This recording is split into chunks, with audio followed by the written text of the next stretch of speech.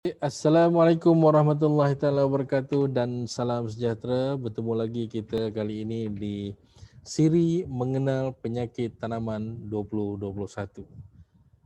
Pada perbincangan kali ini kita akan membincangkan penyakit-penyakit yang terdapat pada sejenis buah yang famous ataupun terkenal di Malaysia. Ini dia, kenali penyakit betik. Okey, kali ini kita akan bincangkan penyakit-penyakit yang ada pada pokok betik. Sebelum kita pergi jauh, apa kata kita bincangkan ataupun apa kata kita bicarakan apa yang dimaksudkan dengan penyakit tanaman.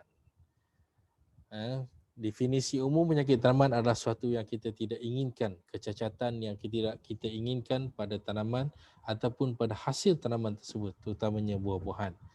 Dari segi saintifik, apa yang kita boleh bicarakan tentang penyakit tanaman adalah siri kepada tindak balas yang boleh dilihat atau tidak sel tumbuhan terhadap organisma penyebab yang dipanggil sebagai patogen.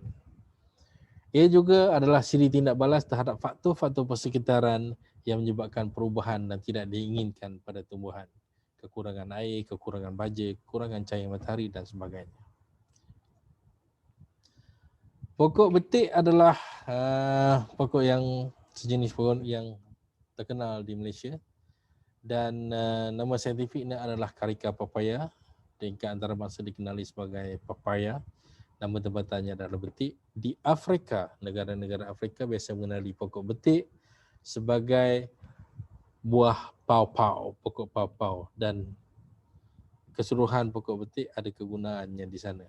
Dan pokok betik berasal daripada keluarga Caricaceae.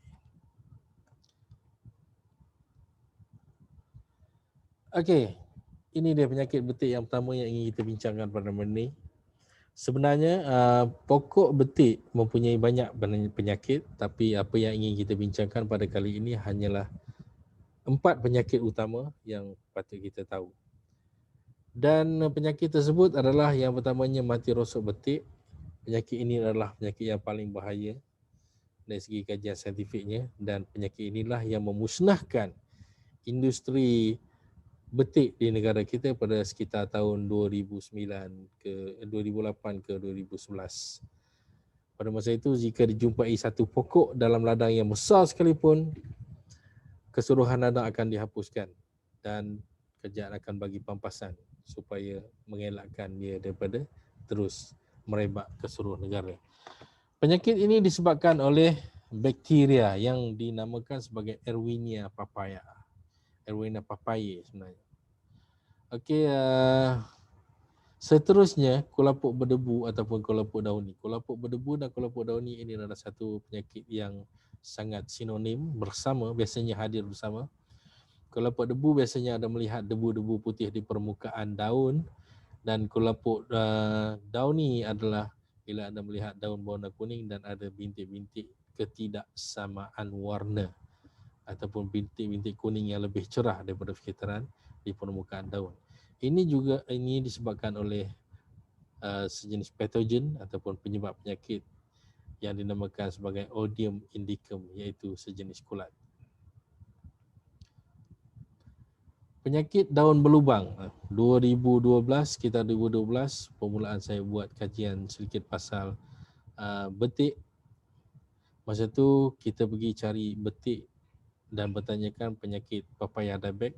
Namun kita dimaklumkan oleh petani bahawa penyakit ini lebih berbahaya pada mereka, iaitu papaya bintik daun berlubang ataupun leaf spot, disebabkan penyakit ini menyerang pokok sejak daripada nursery, iaitu anak benih pokok betik turut diserang.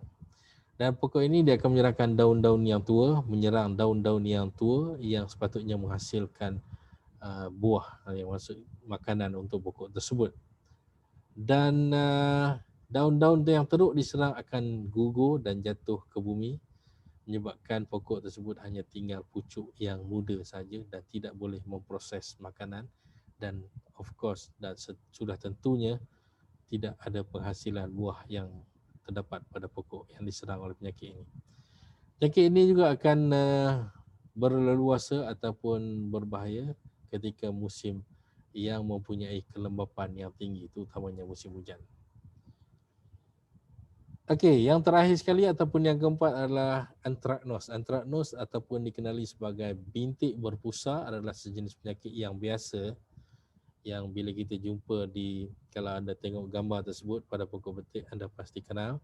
Bila kita jumpa di pasar, bila kita beli buah-buahan, bukan saja betik tapi buah-buahan lain juga, pasti kita akan jumpa penyakit ini, iaitu bintik berpusang.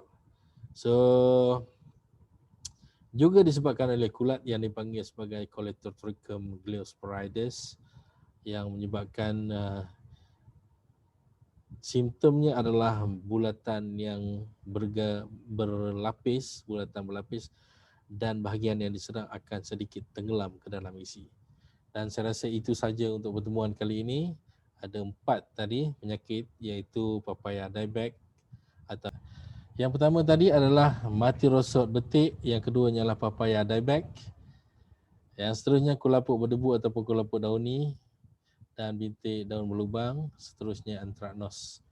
Dan itu saja untuk pertemuan kita pada kali ini. Assalamualaikum warahmatullahi taala wabarakatuh dan jumpa lagi. Kita akan bertemu lagi pada penyakit-penyakit pokok yang ada pada tanaman-tanaman lain selepas ini. Assalamualaikum warahmatullahi taala wabarakatuh.